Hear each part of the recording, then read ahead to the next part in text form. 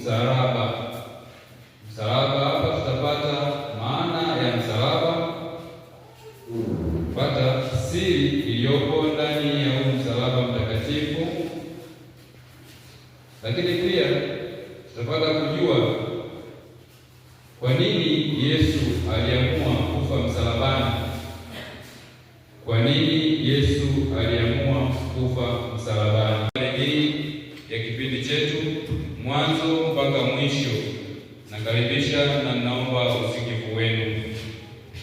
Basi kabla ya kuanza, tungeanza na kifungu cha Biblia kutoka waraka wa kwanza Mtume Paulo kwa Korinto sura ya kwanza aya ya 22.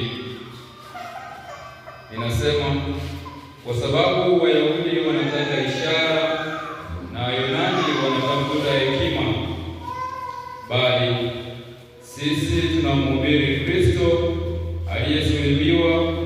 Kwa Wayahudi ni kikwazo, na kwa Wayunani ni upuuzi, bali kwao waitwao Wayahudi kwa Wayunani ni Kristo nguvu ya Mungu na hekima ya Mungu.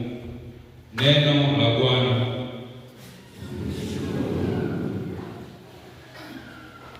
Waraka wake huu kwa Wakorinto anatuambia kwamba kwa Wayahudi ambao wao wanatafuta hekima, wanatafuta ishara, na Wayunani wanaotafuta hekima, haya mambo ya msalaba ni ngumu kwao kuelewa, na kwa wengine ni upuuzi. Lakini kwa sisi ambao tunamwamini yeye Yesu Kristo, mwana wa Mungu aliye hai, kwetu sisi tunapata nguvu ya Mungu, tunaiona nguvu ya Mungu katika msalaba huu, na tunauona ushindi ambao upo ndani ya msalaba huu.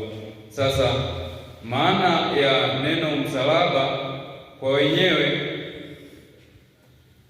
ni makutano ya upendo wa Mungu na haki yake.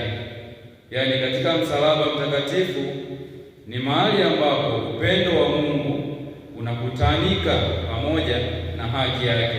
Kutokana na mwanadamu kumkosea Mungu, dhambi alizonazo mwanadamu, kwa haki Mungu angeweza kuamua kutuadhibu, yaani kila mtu apate kile anachostahili kutokana na makosa yake. Sasa haki hiyo ambayo Mungu angeweza kuitumia inakutanika na upendo wake, yaani Mungu ni mwingi wa huruma na mapendo. Anavikutanisha haki pamoja na upendo, anatumia upendo